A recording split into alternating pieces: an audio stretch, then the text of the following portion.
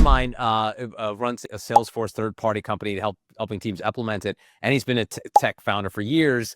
And one of his biggest pet peeves, Charles, is, and you might have heard this like a few years ago when people said, if you're a business, you are also a technology business. And he's like, Oh, no, yeah. if you're a butcher, you're not a technology business, you're a butcher. Or, obviously that's really a dumbed down way of it, but like it drove him crazy that every business is a technology business.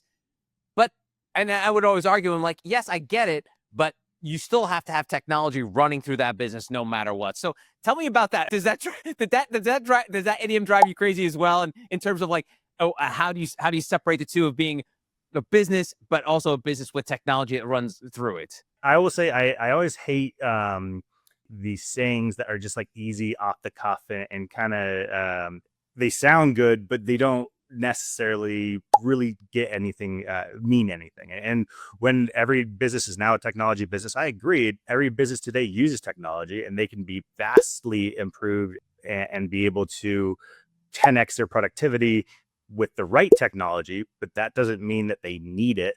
It doesn't necessarily change. A butcher doesn't need their entire. I don't know if there's an AI component to butchery or whatever, but they do need a POS, right? So that's technology.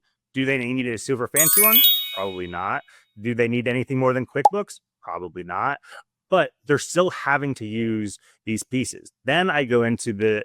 I think every business should have a product mindset where you should be productizing your special sauce. So if you're a butcher, it's not trying to create a butcher's app. It's how do you create the framework to have the most amount that like create the most amount of value out of whatever skill set that you're doing. So how do you optimize your supply chain? How do you optimize the talent and how you're minimizing waste as you're keep going back to butchery. But as you're cutting up the meat, productize it, standardize it. No, don't get away from everything being just kind of off the cuff, figuring it out as you're going. That's great in the ideation phase. You always have to be ready to productize, to standardize processes, services, whatever it may be. Even if it's not a product, you can still productize it.